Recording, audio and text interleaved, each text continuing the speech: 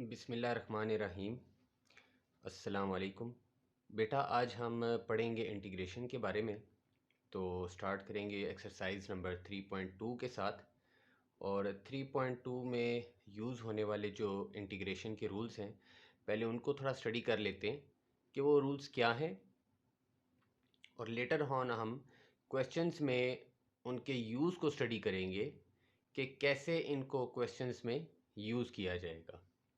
तो स्टार्ट करते हैं सबसे पहले अपने पहले रूल के साथ कि ये इंटीग्रेशन का साइन है, इंटीग्रेशन का साइन और विद डी एक्स। ठीक है, ये एफ़ की तरह का सिंबल होता है, बट इसमें जिस तरह से आप एफ़ में जैसे यहाँ पे एक लाइन डालते हैं उस तरह से इसमें लाइन नहीं होती। तो यहाँ पे आपको ए नज़र आ रहा होगा, f of x d x is equals to. अब यहाँ जो ए है ये कांस्टेंट है, तो जब भी एक कांस्टेंट एक फंक्शन के साथ क्या हो रहा होगा, मल्टीप्लाई हो रहा होगा, और अगर हमें उसकी इंटीग्रेशन करनी पड़ती है तो हम वो कांस्टेंट बाहर निकाल देंगे। ये इंटीग्रेशन का रूल है, वो कांस्टेंट बाहर निकल जाता है और फंक्शन की सिंपल क्या होती है, इंटीग्रेशन होती है। क्वेश्चन में कैसे यूज़ होगा वो जब हम क्वेश्चन सॉल्व करेंगे तो उसमें फिर मैं डिटेल में आपको इसको एक्सप्लेन कर दूंगा। सेकंड रूल है सम डिफरेंस का रूल, कि सम डिफरेंस में इंटीग्रेशन कैसे बिहेव करती है या इसके लिए क्या रूल है इंटीग्रेशन का। तो यहाँ अगर आप देखें कि एक फंक्शन है एफ ऑफ एक्स, एक्स का फंक्शन है, एक फंक्शन है एक्स जी ऑफ एक्स, और आइदर या तो ये आपस में प्लस हो रहे हो या माइनस हो रहे हो, बोथ केसेस में जो इंटीग्रेशन है वो क्या हो जाती है, वो डिवाइड हो जाती है। यानी एफ ऑफ एक्स का अलग इंटेग्रल हो जाता है, और प्लस माइनस, अगर प्लस होगा तो प्लस आ जाएगा, माइनस होगा तो माइनस आ जाएगा, और जी ऑफ एक्स की अलग इंटेग्रल हो जाता है इसका। और थर्डली हमारे पास ये जो है, ये थर्ड हमारे पास क्या है, ये कंप्लीट हमारे पास पावर रूल है इंटीग्रेशन का। तो पावर रूल जो इंटीग्रेशन का उसको समझते हैं कि एफ ऑफ एक्स के ऊपर देखिए, अब यहाँ पर क्या आ रही है, पावर। ठीक है, यहाँ पे एन, और साथ इसके क्या हो रहा है, मल्टीप्लाई हो रहा है एफ ऑफ एक्स का प्राइम, यानी derivative of F of x. यानी यहाँ जो पावर है और जो बेस है, बेस का डेरिवेटिव जो है, एफ ऑफ एक्स बेस है, बेस का डेरिवेटिव क्या हो रहा है, इस बेस पावर के साथ क्या हो रहा है, मल्टीप्लाई हो रहा है। तो इन दैट केस हम क्या करते हैं कि अगर क्वेश्चन में इस तरह से हो क्वेश्चन कि एक फंक्शन होगा, उसकी कोई पावर होगी, तो आगे साथ जो है वो उस फंक्शन का जो डेरिवेटिव होगा वो उसके साथ अगर मल्टीप्लाई हो रहा होगा, तो हम सिंपली क्या करेंगे कि फंक्शन की पावर को एक नंबर इंक्रीज कर देंगे। देखें यहाँ पर एफ ऑफ एक्स की पावर थी एन, यहाँ पर लिखा आ गया एफ ऑफ एक्स की पावर एन प्लस वन, और इसी पावर से, यानी ये जो एन प्लस वन, ये जो न्यू पावर आई है, इसकी नई जो पावर आई है, इससे हम इसको क्या कर देंगे, कंप्लीट को डिवाइड भी कर देंगे, divided by n plus one. और प्लस सी, चूँकि ये इनडेफिनेट इंटेग्रल है इसलिए इसमें प्लस सी यानी एक कांस्टेंट भी आएगा। तो ये तीन रूल हैं जो हमारी एक्सरसाइज 3.2 में मोस्टली यूज़ होंगे। तो फर्दर अब क्वेश्चंस को देखते हैं कि क्वेश्चंस के अंदर ये रूल्स कैसे यूज़ किए जाते हैं। जी, तो बेटा ये है हमारे पास एक्सरसाइज 3.2 का क्वेश्चन नंबर 1 का फर्स्ट पार्ट। तो अगर आप इसको गौर से देखें कि integral 3x² minus 2x plus 1 dx, तो ये सेकंड रूल इसके ऊपर अप्लाई हो रहा है कि ये एक फंक्शन है, माइनस ये दूसरा फंक्शन है, प्लस ये तीसरा फंक्शन है। तो यहाँ तो हमने दो फंक्शंस के लिए पढ़ा था, बट दो हों या तीन हों या चार हों या पांच हों, जितने भी होंगे प्लस माइनस के साथ अगर चल रहा है तो हम उसको ऐसे ही सेपरेट कर देंगे। तो सबसे पहले हमने क्या किया कि इंटेग्रल इस फंक्शन का अलग, यानी 3x² का इंटेग्रल देखो अलग कर दिया, ये माइनस का साइन आ गया। अब 2x का अलग इंटेग्रल कर दिया, ये प्लस का साइन आ गया, और 1 का इंटेग्रल अलग कर दिया।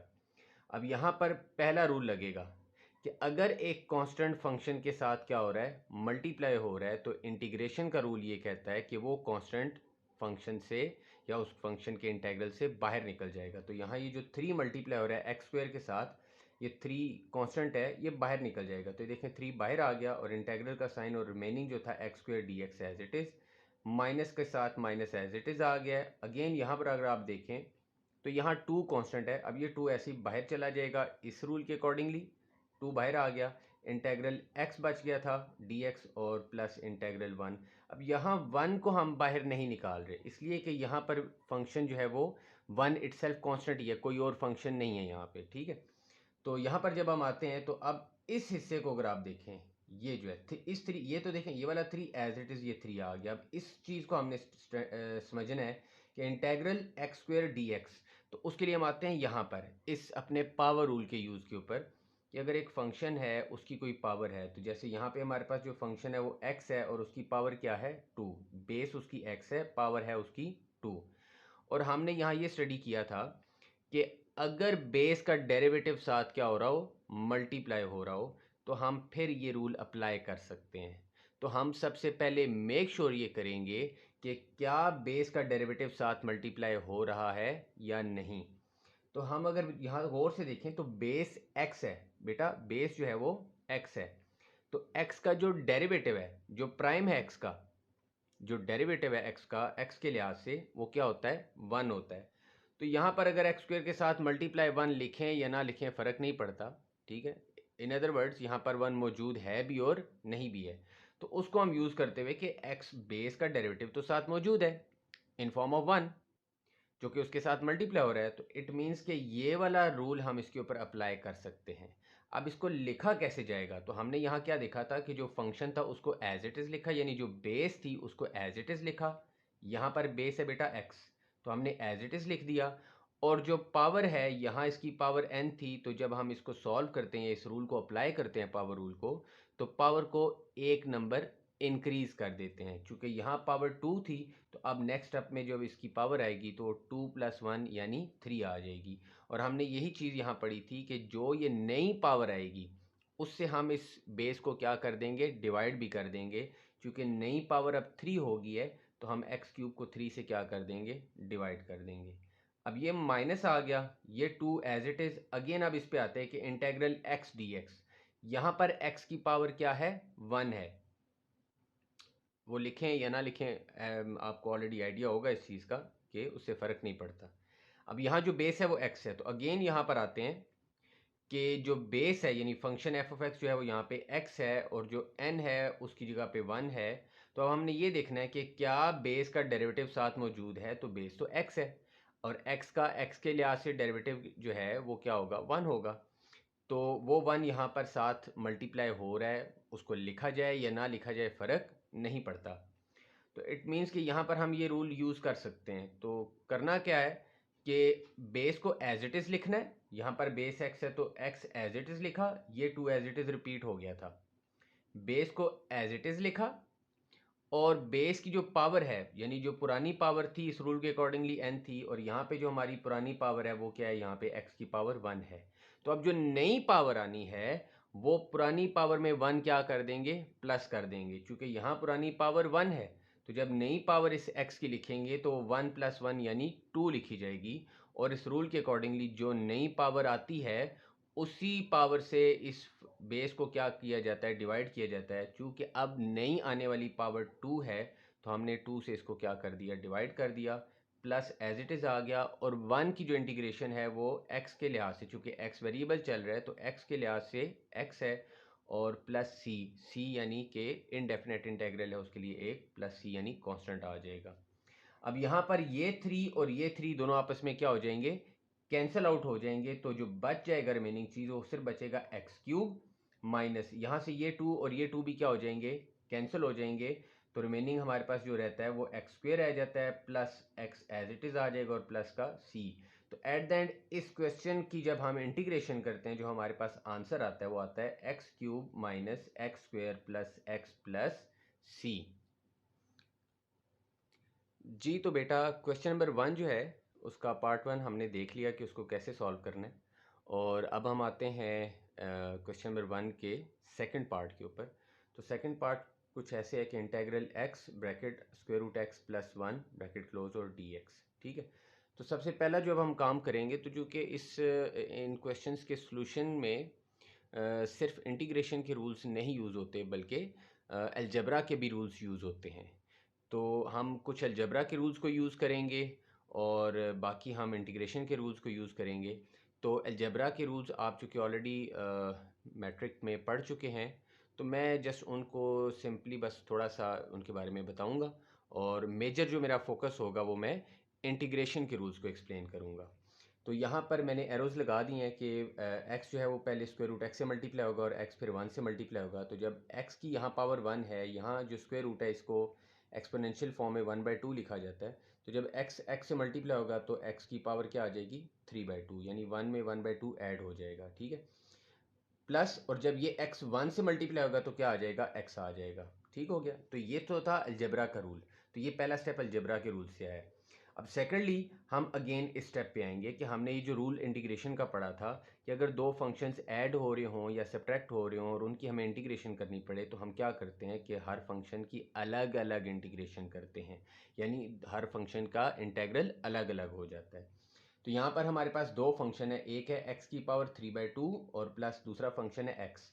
तो हमने क्या किया, इस रूल के अकॉर्डिंगली दोनों फंक्शंस के क्या कर दिए, अलग अलग इंटेग्रल्स लिख दिए कि इंटेग्रल x की पावर 3/2 dx, और ये प्लस एज इट इज़, और इस x की जो पावर 1 है और इंटेग्रल dx, ठीक है।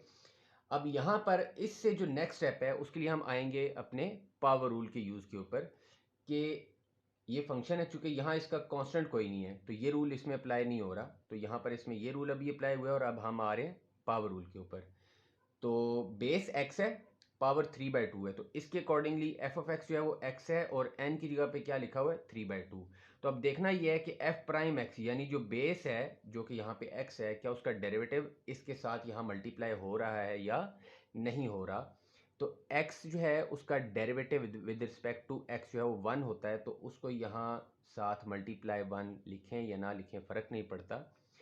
तो इट मीन्स कि वो 1 यहाँ पर मौजूद है।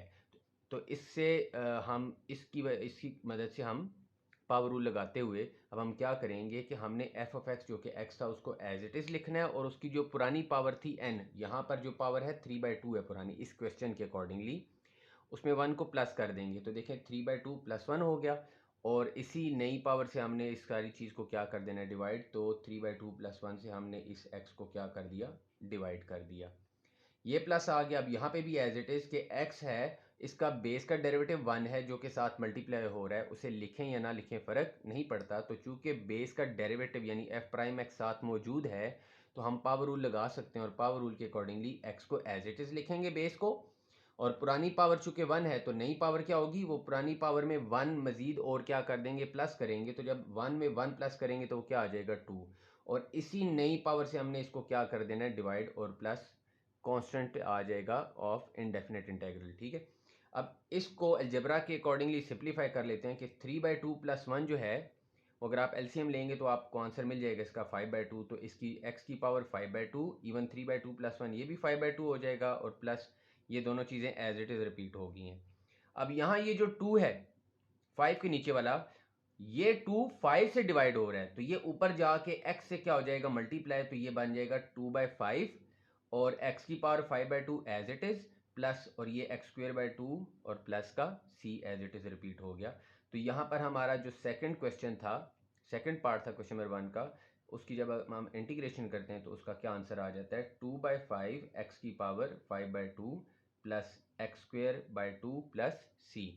तो मैं उम्मीद करता हूँ बेटा कि आपको इन रूल्स की समझ आ गई होगी, और क्वेश्चंस के अंदर इन रूल्स को कैसे यूज़ करना है उसकी भी आपको समझ आ गई होगी।